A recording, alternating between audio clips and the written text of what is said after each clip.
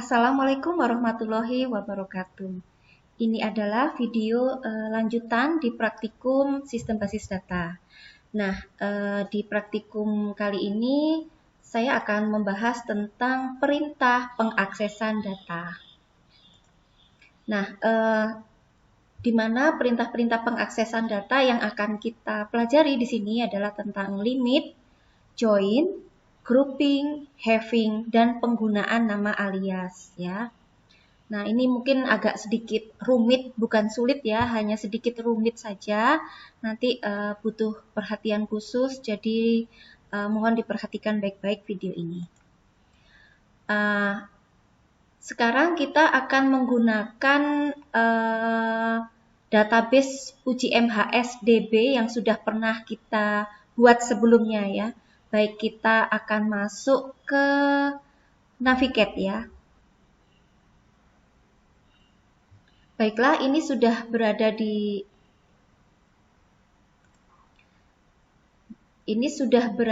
di halaman Navigate ya. Kita tetap pakai connection yang sudah pernah kita buat ya. Dan jangan lupa untuk memulai Navigate ini kita harus menghidupkan dulu examnya. Kita pilih yang bagian MySQL ya. Nah, ini diklik start yang bagian MySQL sampai berwarna hijau. Kalau sudah, kita bisa kembali ke Navigate. Nah, kita buka connection-nya. Kemudian kita langsung masuk ke MySQL. Kita langsung aja ke query ya. Query, new query.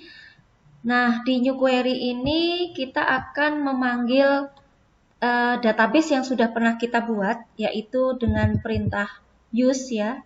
Use, nama database-nya adalah UJMHS. Nah, ini langsung kita running. Oke ya, artinya kita sudah masuk ke UJMHS. Untuk melihat tabel yang ada di dalam folder ini, kita bisa menggunakan perintah show tables. Seperti ini. Lalu kita blok dulu dan run selected. Nah, berarti di sini kita sudah punya ada tabel dosen, dosen kopi, hasil ujian, jenis ujian, mahasiswa, mata kuliah kopi. Yang ada kopi-kopinya mungkin bisa kita hapus ya. Jangan lupa perintahnya drop tabel, kemudian nama tabelnya dosen underscore copy titik koma. Nah, ini kita hapus, run selected. Kita show tabel lagi ya untuk melihat hasilnya apakah benar sudah terhapus. Oke, sudah terhapus untuk dosen kopi, tinggal yang mata kuliah kopi ya. Mata kuliah kopi. Nanti punya teman-teman bisa menyesuaikan yang ada kopi-kopinya dihapus aja dulu ya. Kita sesuaikan dengan aslinya dari materi kuliah ini, yaitu kita menggunakan 5 tabel di dalam database UJMHS, antara lain tabel dosen, hasil underscore ujian, jenis underscore ujian, mahasiswa, dan mata kuliah. Oke, kita kembali ke slide kita. Nah, di sini ada describe mahasiswa. Describe itu mungkin kita ingin mengetahui bagaimana sih settingan yang kita berikan pada tabel mahasiswa gitu ya. Kita coba dulu.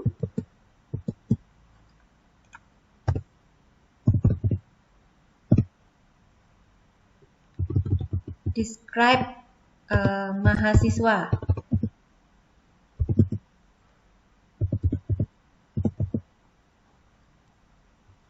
Titik koma, terus kita blok dulu dan run selected.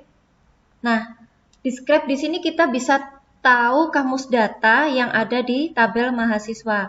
Seperti ini ya, NIM, oh tipenya varchar 7, nama MHS tipenya varchar 35. Oh, primary key-nya kita pakai NIM. Nah, itu ya. Kalau ingin tahu kamus data dari setiap tabel yang sudah pernah kita buat. Baik, kita langsung aja ke slide selanjutnya. Di slide selanjutnya ini kita akan belajar menggunakan setting limits. Apa itu limits? Limits itu digunakan untuk membatasi jumlah data yang akan ditampilkan. Misalnya, saya coba ya. Saya hapus dulu ini. Misalnya kita mau menampilkan data mahasiswa. Perintahnya kan biasanya select bintang from mahasiswa titik koma. Nah, ini kalau kita running semua data mahasiswa, kebetulan di sini hanya ada 20 sebentar. Hanya ada 9 record ya, ini milik saya ya. Ada 9 record mahasiswa di sini. Misalnya kita nggak ingin kebetulan cuma 9, bagaimana kalau 9.000 ya? Misalnya kita hanya ingin melihat 3 mahasiswa, kita bisa pakai limit ya. Kita tambahkan di belakangnya perintah limit berapa gitu ya, 3 gitu misalnya. Kita running. Nah, limit 3 ini diambil dari urutan teratas ya, atau paling duluan ada gitu ya. Mungkin kalau kita ingin perbanyak lagi, 3 kurang terlalu sedikit gitu ya, kita coba 6 gitu, berarti 6 teratas, seperti itu. Pertanyaannya, bisa nggak sih kalau kita menampilkan limitnya tuh melebihi dari data yang ada? Tadi kan kita cuma punya 9 ya. Coba kita ingin menampilkan 20 gitu ya. Nah, sekalipun 20 tetap yang tampil hanya 9 record gitu ya. Karena memang batas sesuai batas yang tersedia di record ini gitu ya. Baik, kita kembali ke slide. Di sini kita akan membedakan perintah ini ya, select bintang from mahasiswa limit 6,2. Ada komanya ya, kita coba. 6,2. Kita running. Nah, di sini maksudnya 6,2 ini adalah kita mau menampilkan data ke-6 ya, urutan ke-6 sebanyak 2 baris. Jadi 6 dan 7 begitu ya. Mungkin kalau kita ingin memastikan kita bisa ini ya, kita lihat namanya Eko dan Basuki ya. Coba kita hilangkan dulu limitnya. Kita running, apakah benar Eko dan Basuki baris ke-6 dan 7? Nah, ini ya, Eko dan Basuki memang berada di baris ke-6 dan 7. Jadi artinya 6,2 tadi adalah baris ke-6 sebanyak 2 gitu ya. Kita bisa mencoba dengan angka lain, misalnya baris ke-3 sebanyak 6 gitu ya. Kita coba. Oke, bisa muncul ya, karena kebetulan memang ini ada 9 record ya. Jadi ada baris ke-3, 4, 5, 6, 7, 8, dan 9. Baik, kita kembali ke slide. Nah, di sini kita juga bisa menggunakan order by. Maksudnya kita urutkan berdasarkan nama mahasiswanya, tetapi limitnya harus tetap di belakang. Nah, ini kan namanya nggak urut ya, N, R, J, E itu kan nggak urut abjad. Kita bisa menambahkan order by di sini. Nah, order by nama underscore MHS. Kita running. Nah, ini namanya sudah urut ya, J, N, R, T, T, T gitu ya. Nah, selanjutnya selain order by, kita juga bisa mengurutkan secara descending. Kalau order by itu kan defaultnya berurut secara ascending. Ascending itu adalah dari A, B, C, D gitu ya. Kalau descending kebalikannya, mulai dari Z gitu ya, Y, X seperti itu dan seterusnya sampai A. Kita coba ya, kita balik menjadi descending. Nah, ini kan JNR gitu ya, terakhir T. Kita coba kita tambahkan DSC. Seperti ini. Kita running. Nah, ini namanya juga urutnya sudah terbalik ya. Oke. Kita lanjut ke slide berikutnya. Nah, dari tabel yang sudah kita buat ada 5 tabel tadi, itu berada di dalam satu database yang sama, namanya UJMHS. Anda perhatikan di slide ini, tolong diperhatikan baik-baik karena ini butuh perhatian khusus ya. Anda perhatikan kita punya 5 tabel yang saling terintegrasi satu sama lain. Perhatikan yang paling tengah dulu, sebelah kiri tengah ya. Ada hasil ujian. Hasil ujian ini bisa dikatakan sebagai tabel transaksi, di mana kita bisa mendapatkan nilai yang diperoleh dari mahasiswa setelah mengikuti mata kuliah dan nilai itu diberikan oleh dosen, makanya dia ada di tengah. Kalau ingin tahu ini hasil ujiannya siapa sih gitu ya, kita bisa melihat berdasarkan NIM yang ada di field paling atas gitu ya, NIM varchar 7. Nah, NIM ini di sini lambangnya sebelah ketupat berwarna merah ya. Di sini menandakan bahwa dia posisinya sebagai foreign key. Sedangkan dia ada di mana sebenarnya primary key-nya? Bisa kita lihat panahnya mengarah ke NIM di mahasiswa, di tabel mahasiswa. Di situ di tabel mahasiswa yang di sebelah kiri ya, itu ada NIM, field pertama NIM, dan dia ada gambar kunci berwarna kuning. Kunci berwarna kuning ini menandakan bahwa dia statusnya sebagai primary key atau kunci utama. Ketika dia dipakai di tabel hasil ujian, dia menjadi foreign key. Nah, begitu juga statusnya dengan kode MTK. Kode MTK di hasil ujian foreign key, tetapi di mata kuliah dia sebagai primary key. Ini hanya warnanya sedikit berbeda ya, pink ini kesalahan dari pewarnaan aja. Tapi sebenarnya ini primary key ya, yang warnanya kuning ini primary key. Yang ketiga ada kode ujian. Kode ujian di field ketiga di tabel hasil ujian ini ya, itu adalah foreign key. Primary key-nya ada di tabel jenis ujian di pojok kiri bawah ya. Di situ dia kode ujian sebagai primary key. Nah, kita lihat lagi di mata kuliah. Di tabel mata kuliah itu juga ada kode dosen ya. Kode dosen di sini dia sebagai foreign key dan dia terhubung sama kode dosen yang ada di tabel dosen. Di tabel dosen, kode dosen merupakan primary key. Jadi Anda bisa membayangkan hubungan antara tabel satu dengan tabel lainnya ya. Karena hubungan inilah nanti yang akan membantu kita untuk melakukan proses pengaksesan data gitu ya. Gimana sih biar kita bisa mengakses semua data yang terpisah-pisah setiap tabel gitu. Baik, kita kembali ke slide dulu. Slide berikutnya ya. Slide berikutnya menampilkan relasi dari dua tabel. Nah, tadi saya bilang, gimana sih caranya mengakses tabel yang berbeda-beda dalam satu database? Bisa nggak gitu ya? Kalau di pelatihan sebelumnya kan kita cuman satu tabel aja gitu ya. Nah, sekarang kita mau pakai dua tabel. Langkah pertama kita ketikkan dulu perintah yang paling atas ini ya. Kita mau menampilkan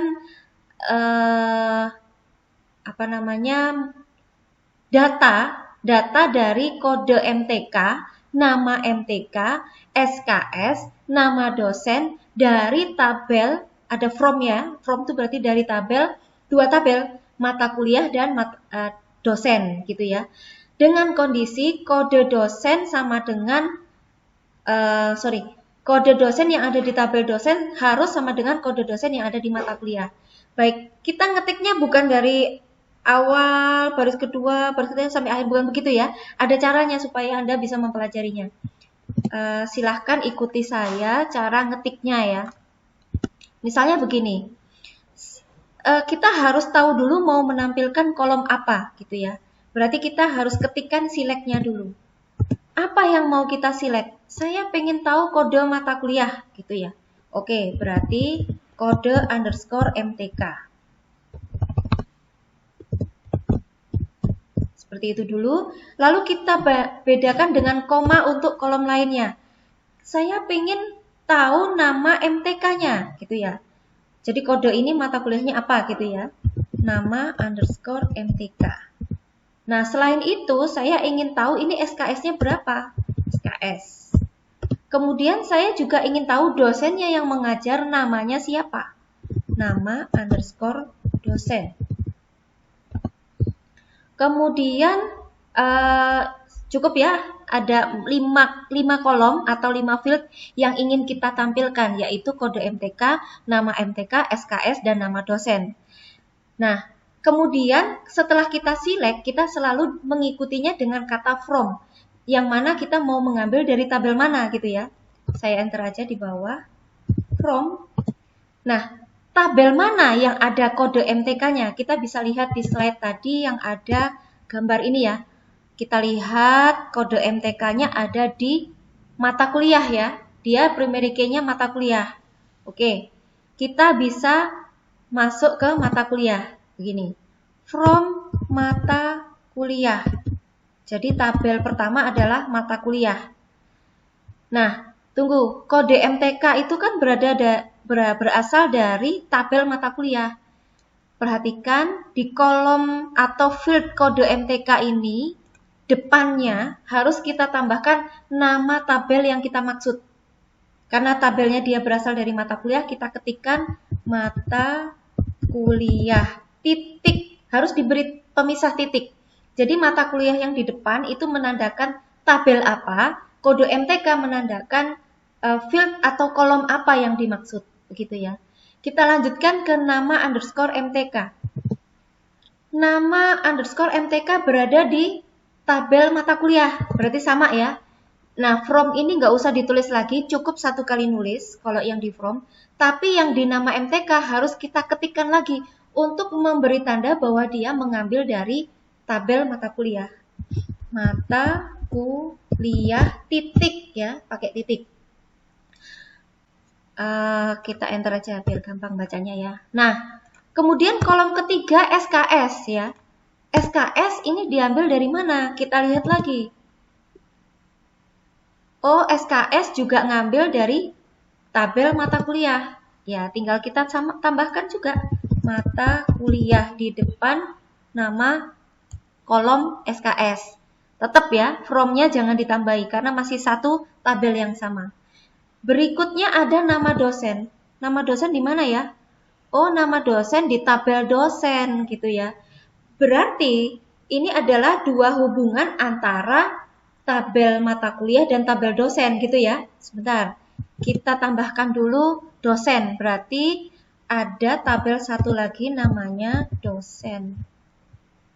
Tetapi nama dosen diambil dari tabel dosen titik. Nah, begitu ya. Jadi ceritanya di sini ada 2 tabel yang dipakai, mata kuliah dan dosen. Tetapi masing-masing field mengambil berdasarkan tabel yang dimaksud. Kebetulan 3 field awal ini ya, mulai kode MTK, nama MTK, dan SKS diambil dari satu tabel yang sama, yaitu mata kuliah. Tapi nama dosen ngambil dari tabel lain, namanya dosen. Gitu ya. Kembali lagi ke gambar ini ya. Kalau kita lihat antara tabel mata kuliah dan tabel dosen, ada tanda panah atau ada penghubung di antara 2 tabel tersebut. Apa penghubungnya? Yaitu kode dosen. Kode dosen sebagai primary key di tabel dosen dan kode dosen sebagai foreign key di mata kuliah. Artinya kode dosen ini akan menjadi jembatan bagi mereka berdua. Gitu ya. Oke. Bagaimana supaya menjadikan mereka jembatan? Caranya kita pakai where setelah from. Where yang mau jadi jembatan tadi apa? Kode dosen ya. Kode underscore dosen. Nah, supaya ini menjadi suatu jembatan atau ini yang sama gitu ya. Berarti kita beri dulu masing-masing kolom kode dosen milik tabel mata kuliah dan kolom kode dosen milik dosen gitu ya. Karena ada 2 tabel. Caranya begini. Mata kuliah titik kode dosen, berarti ini kolom kode dosen milik tabel mata kuliah ya. Sama dengan dosen titik kode underscore dosen. Nah, di sini berarti yang kedua ini kolom kode dosen milik tabel dosen. Cukup ya, seperti ini saja, lalu titik koma. Kalau bingung, silahkan bagian ini diulangi videonya supaya Anda paham. Karena kalau ini ketinggalan, yang sampai tahap ini masih kurang paham, nanti Anda akan kesulitan untuk melanjutkan ke rumus query pengaksesan yang lain, yang lanjutnya gitu ya. Oke, saya running dulu. Nah, di sini sudah jelas ya, ada kode mata kuliah, nama MTK, SKS, dan nama dosen. Sebentar, ini kok cuma ada satu field ya. Saya periksa dulu ya, ada apa gerangan. Saya coba dari mata kuliah dulu ya, select bintang from mata kuliah.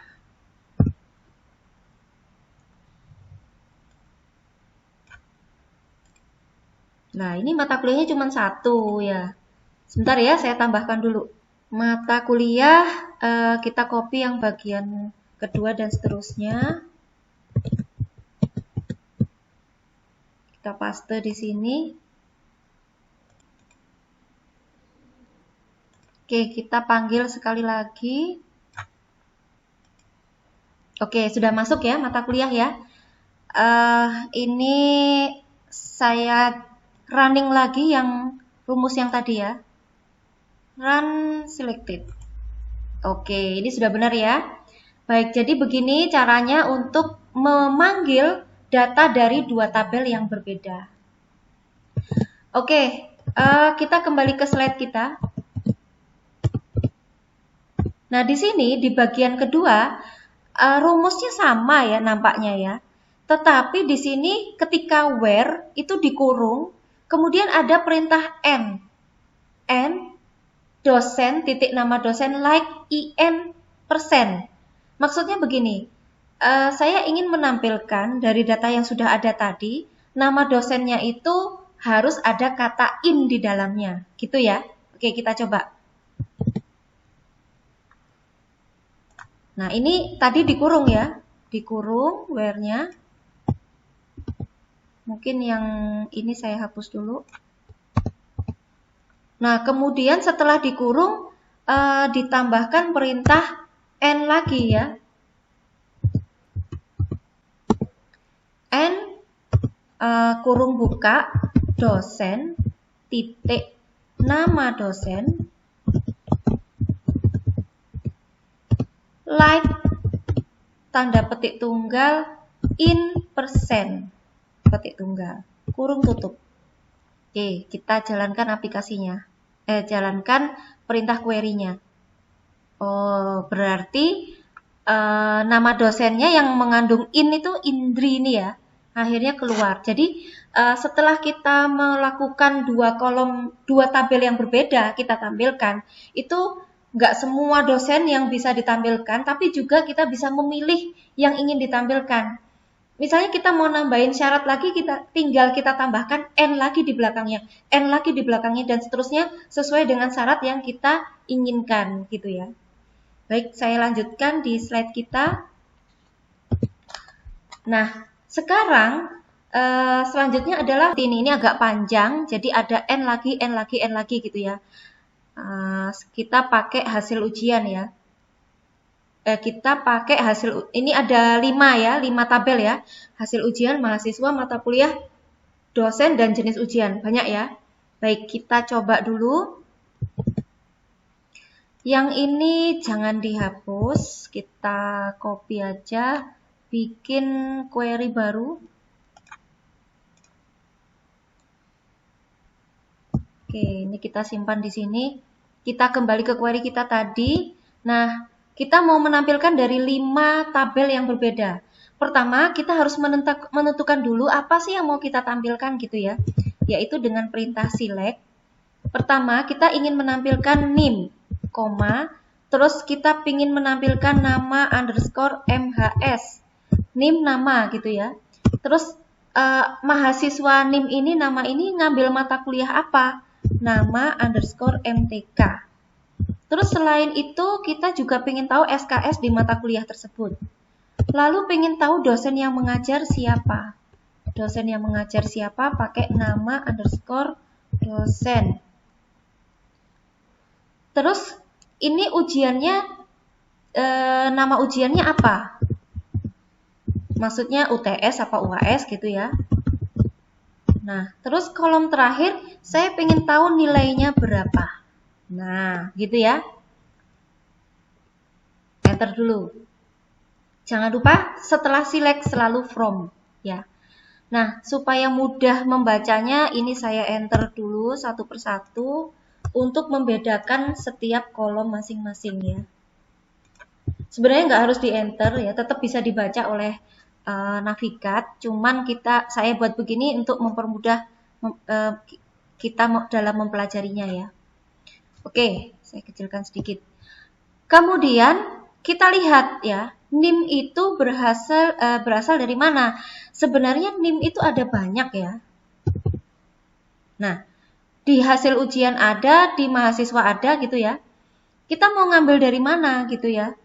Kalau kita pingin menghasilkan nilai gitu ya, karena di sini kan di kolom terakhir kita pingin tahu nilai. Berarti nilai dari NIM itu gitu ya. Berarti yang harus kita munculkan adalah NIM dari hasil ujian, jangan dari mahasiswa. Kalau dari mahasiswa nanti agak sulit gitu ya untuk menyinkronkan nilainya yang mana gitu ya. Karena hasil akhirnya nilai yang mau kita tampilkan. Baik, berarti dari hasil ujian ya. Hasil underscore ujian. Itu nama tabel pertama yang perlu kita panggil. Berarti NIM ambil dari hasil underscore ujian. Titik. Yang kedua, nama MHS. Sudah jelas, nama MHS itu hanya ada di tabel mahasiswa. Kita tambahkan nama tabelnya satu lagi, mahasiswa. Nama MHS kita ambil dari tabel mahasiswa. Titik. Oke. Kita buat dua ini dulu. Dari dua tabel ini yang terhubung apa? NIM kan? NIM di tabel mahasiswa dan NIM di tabel hasil ujian ya kan? Nah itu yang harus menjadi jembatan. Berarti kita harus bikin where dulu. Where dulu. Nah, yang mau jadi jembatan adalah NIM. NIM yang di mana?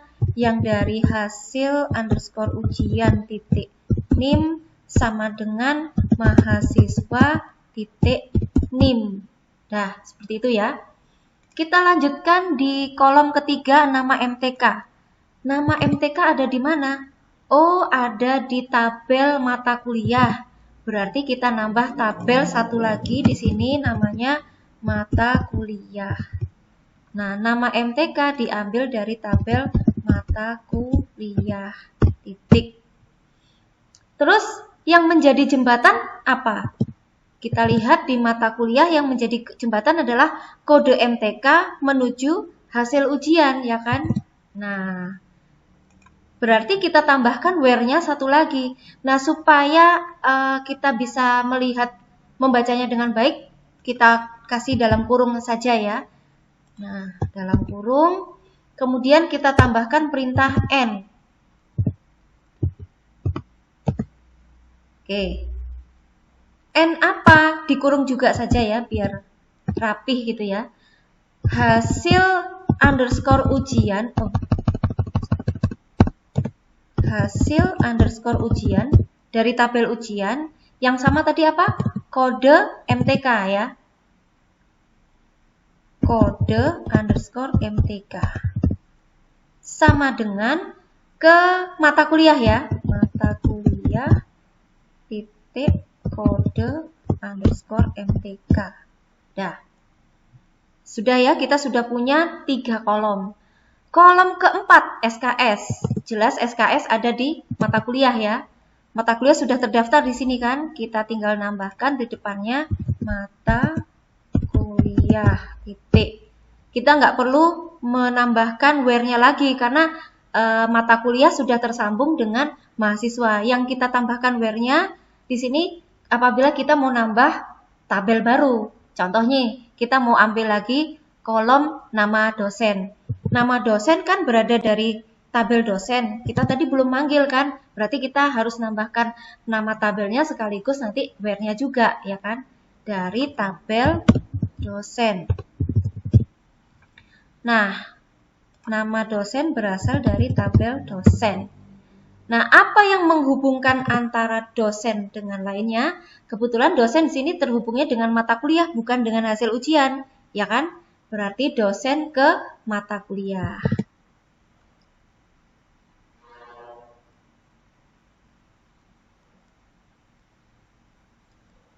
Nah, berarti kita tambahkan di sini N satu lagi. N-nya biar sama ya. Oke, kita tambahkan N satu lagi dari dosen ke mata kuliah ya.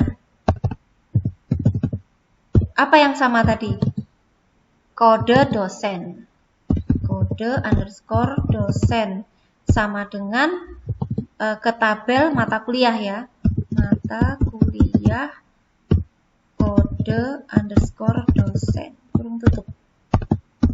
Sudah. Lalu sekarang nama ujian. Kita lihat. Nama ujian ada di jenis ujian ya. Berarti kita nambah tabel satu lagi di from sini ya. Jenis underscore ujian. Sedangkan nama ujian diambil dari tabel jenis ujian. Nah, jenis ujian apa yang terhubung? Kita lihat kode ujian ya dari jenis ujian dengan hasil ujian. Oke, berarti kita tambahkan where-nya satu lagi, yaitu jenis ujian dari jenis ujian ya. Yang sama adalah kode ujian. Dengan tabel apa tadi? Jenis ujian dengan hasil ujian. Hasil ujian titik kode underscore ujian. Kurung tutup. Yang terakhir adalah kolom nilai. Kolom nilai diambil dari hasil ujian ya kan? Oke. Titik hasil underscore ujian titik. Kita nggak perlu nambahkan lagi di from karena sudah ada di depan ini ya, sudah ada hasil ujian. Nah sekarang belakangnya kita kasih titik koma, kita running. Kok kosong ya? Oke, sepertinya ada yang kosong di tabel saya. Saya cek dulu ya, satu persatu mulai dari hasil ujian.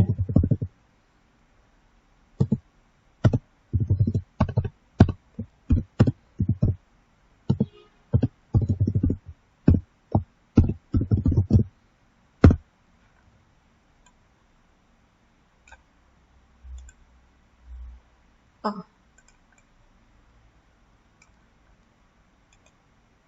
Hasil ujian cuma satu ternyata. Saya tambahkan lagi ya, sebentar. Hasil ujian. Copy. Kita paste di sini. Oh, masih kosong ini ya. Oh, ada satu. Oke.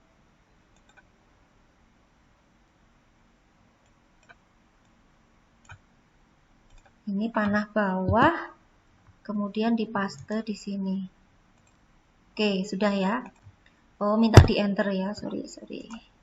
Oh ya, begini, hasil ujian itu kan sebelumnya saya buat primary key ya. Oke.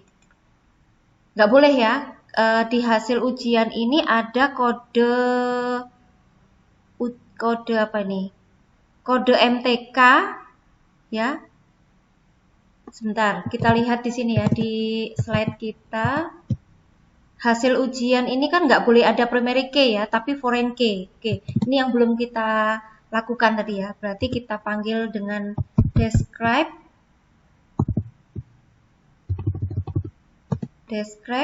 hasil underscore ujian. Oke, kita lihat dulu describe-nya.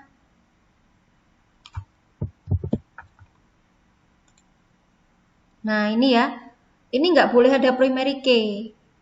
Oke. Untuk gantinya nggak di sini ya. Kita bisa, sebentar. Di UJMHS ini ya, kita double klik.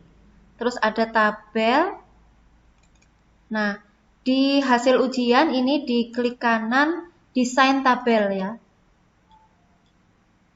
Nah, ini jangan ada primary key. Ini kita biarkan saja juga nggak apa-apa ya. Udah. Kita coba ini save dulu. Kita kembali ke query kita yang tadi. Coba kita tambahkan ya datanya.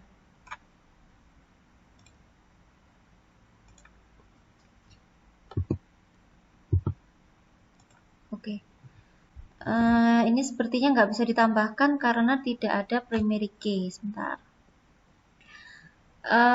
Mungkin kita harus memasukkannya secara manual saja ya. Oke. Nggak masalah, bisa ya.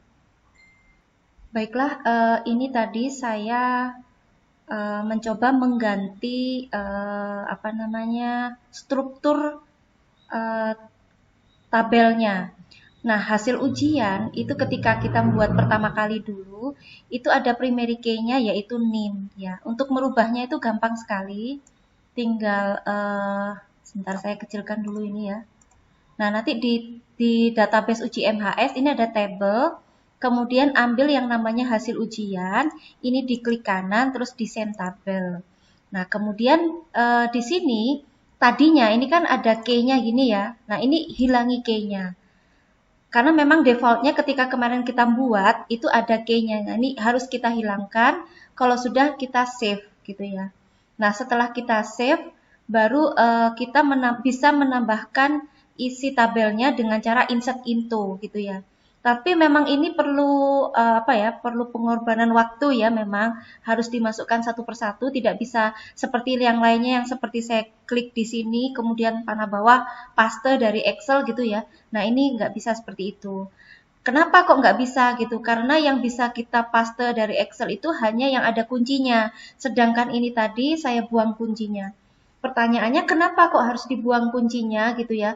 Karena ketika saya menambahkan insert into seperti ini, dia dianggap ada duplikat kunci karena kode MTK dan kode ujian itu menjadi key di tempat lain. Oleh karena itu, kita harus membuat desain tabelnya seperti ini ya, jadi tanpa key gitu ya. Baik, kita kembali ke sini lagi. Nah, ini tadi caranya saya seperti ini. Masuk ke Excel-nya. Nah, tadi saya sudah sampai baris ke ini ya, 25 ini. Sekarang saya mau melanjutkan yang ini ya. Masih di NIM 7 KD02 UM 64. 07 KD02 UM